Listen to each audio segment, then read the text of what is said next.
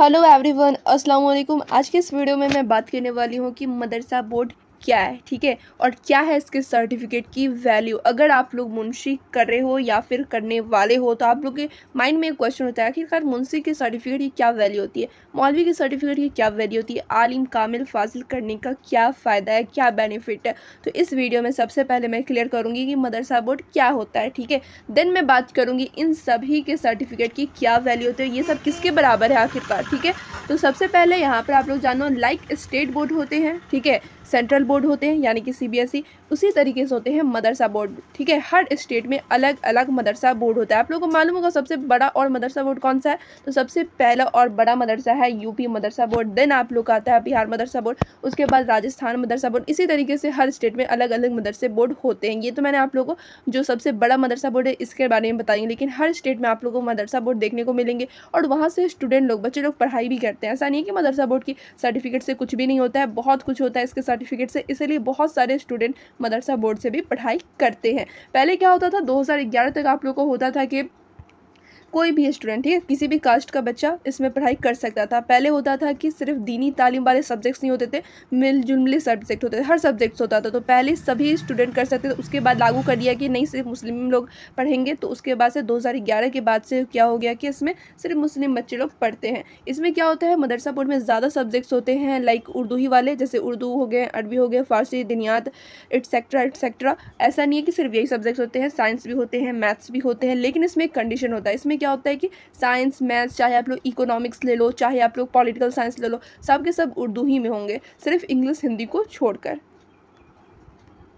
जैसे आप लोग का सब स्टेट, ठीक है, मान लो स्टेट बोर्ड से अगर आप लोग स्टडी करते हो या फिर सेंट्रल बोर्ड से, तो उन सभी का जो सर्टिफिकेट होता है हर जगह वैलिड होता है। वैसे ही मदरसा बोर्ड का भी सर्टिफिकेट हर जगह वैलिड होता है। ये तो मैंने आप लोगों को बता दिया मदरसा बोर्ड क्या होते हैं, इसके सर्टिफिकेट की वैल्यू है या नहीं। तो सब सर्टिफिकेट की वैल्यू होती है। लाइक अगर आप लोग मुंशी करते हो, ठीक है, मुंशी मौलवी के सर्टिफिकेट की क्या वैल्यू और ये किसके बराबर है। अगर आप लोग मुंशी करते हैं, इसे सेकेंडरी भी कहा जाता है, मुंशी मौलवी को सेकेंडरी भी कहा जाता है, आलिम को यहाँ पे सीनियर सेकेंडरी कहा जाता है। अगर आप लोग मुंशी करते हो तो ये 10th के बराबर इसकी वैल्यू होती है, ठीक है।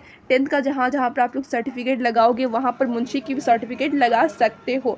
वैसी होती है मौलवी, मौलवी का भी 10th के बराबर होता है इसका भी वैल्यू, ठीक है। अगर आप लोग मुंशी कर रहे हो तो मुंशी कर सकते हो या फिर मौलवी, दोनों में से कोई एक किया जाता है। दोनों का वैल्यू होता है 10th के बराबर और इसका सर्टिफिकेट भी आप लोग जहाँ पर 10th का सर्टिफिकेट लगाना है वहाँ पर लगा सकते हो।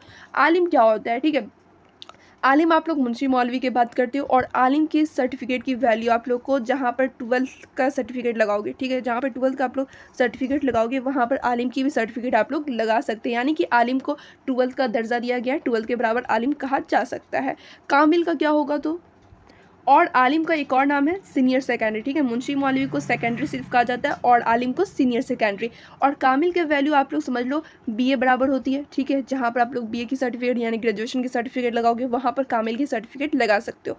फाजिल का यहाँ पर एमए के बराबर दिया गया है इसका वैल्यू, यानी कि जहाँ पर आप लोग एमए की सर्टिफिकेट की वैल्यू जहाँ तक होती है वैसी फाजिल की भी होती है। तो यहाँ पर आप लोगों को मालूम चलेगा कि मुंशी बराबर 10th होता है, मौलवी बराबर भी 10th होता है, आलिम बराबर भी आप लोग को मालूम चलेगा कि 12th होता है, कामिल बराबर होता है आप लोग का ग्रेजुएशन यानी कि बीए, फाजिल बराबर होता है आप लोग का एमए। तो ये सभी सर्टिफिकेट की वैल्यू क्या होती है ये तो आप लोग को मालूम चल गई। मदरसा बोर्ड क्या होते हैं ये भी आप लोगों को मालूम चल गया। मदरसा बोर्ड से पढ़ाई करने के कुछ बेनिफिट्स हैं या नहीं तो ये भी आप लोगों को मालूम चल गया। एक चीज़ और मैं क्लियर कर देती हूँ, बिकॉज मेरे चैनल पे जितने भी बच्चे हैं बहुत ज़्यादा अधिकतर बच्चे हैं बिहार मदरसा बोर्ड के, ठीक है, बिहार मदरसा बोर्ड के, तो वो कहेंगे कि मुंशी क्या होता है, कामिल क्या होता है। बिकॉज बिहार में मुंशी कामिल नहीं चलते, बिहार में मौलवी से पहले फ़ौकानिया चलता है, उससे पहले वस्तानिया चलता है, बिहार में मुंशी नहीं चलता। कामिल बिहार वाले बच्चे को नहीं करने होते, बस आलिम करने होते हैं, देन फाजिल करने होते हैं। बिहार में क्या होता है कि फ़ौकानिया का वैल्यू होता है 10th बराबर, मौलवी का वैल्यू होता है 12th बराबर और आलिम का वैल्यू होता है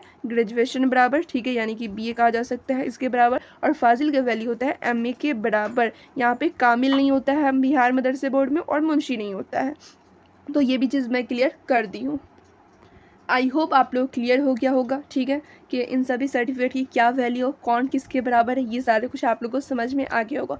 फिर मिलती हूँ दूसरे वीडियो में। अगर इससे रिलेटेड कोई भी क्वेरी हो आप लोग कमेंट करके मुझसे पूछ लेंगे।